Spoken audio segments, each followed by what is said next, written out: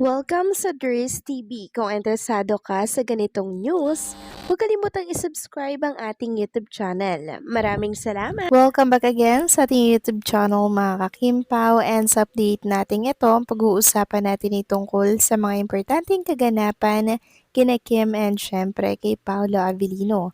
Pero bago po ang lahat, maraming salamat sa inyong patuloy na pag-support at pagsubaybay sa mga daily update natin.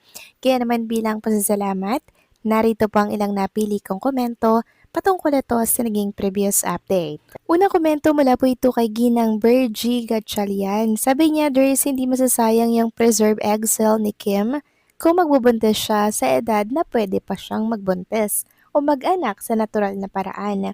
At kung gusto pa niyang mag-anak uli at di na pwede, pwede niyang gamitin yung pinapreserve niya.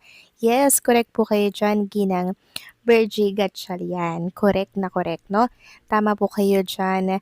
Hanggat maaari pang magbuntis sa Chinita Princess, 'di ba? Sana hoping tayo na sa natural na paraan ay mai-push ito kaya Chinita Princess, 'di ba?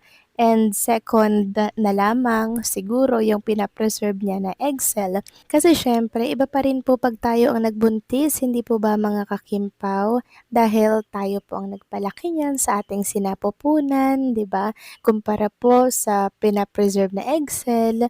Kaya hoping na sa natural na paraan po mga kakimpaw ay magkaroon po ng anak si Chinita Princess kasi yun talaga yung best way sa pagkakaroon po ng anak mga kakimpaw. 'Di ba? Para ma-monitor mo tapos maalagaan mo rin habang lumalaki yung tummy, 'di ba? Kaya naman ipag-pray natin na ganyan po yung mangyari ginang Virgin Gatchalian kay Chinita Princess hanggat maaari. Sana po ay abutin yon ni Chinita Princess.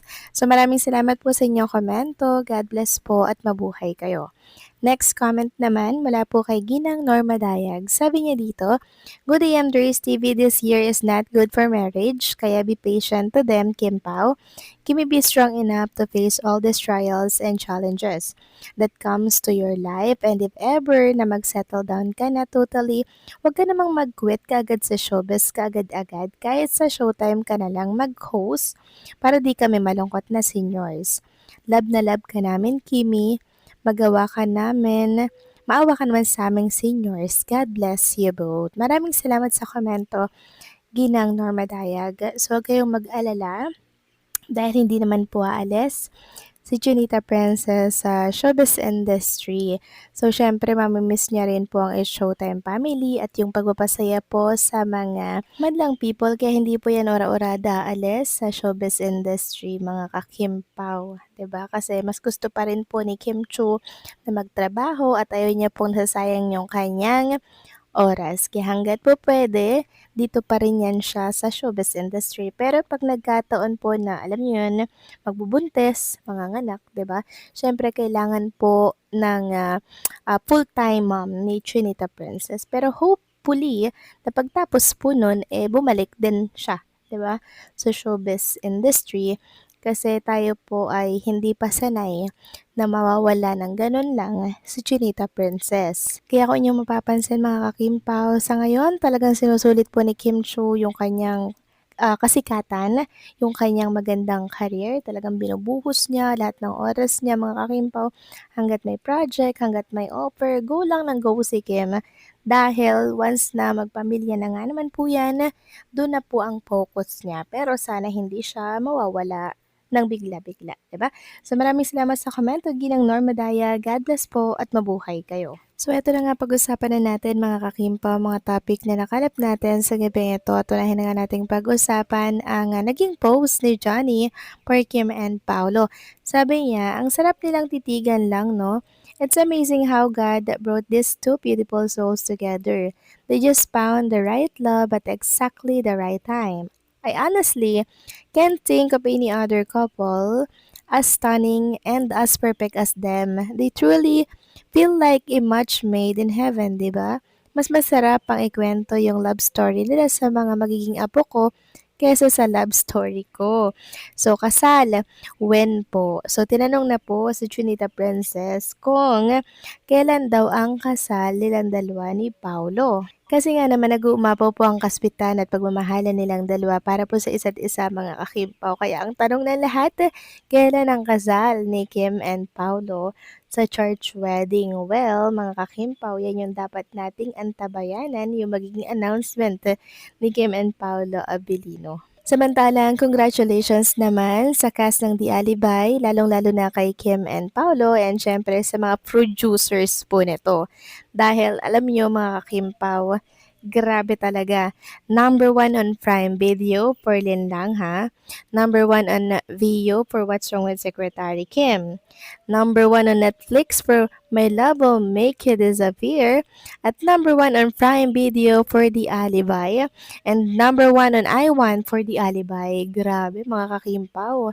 Labas sa mga bashers dyan na nagsasabing flop daw ang mga project ni Kim and Paulo. Ayan lang naman no, sinampal kayo ng katotohanan na namamayagpag talaga yung mga project ni Kim and ni Paulo. So nasaan po yung mga bashers dyan?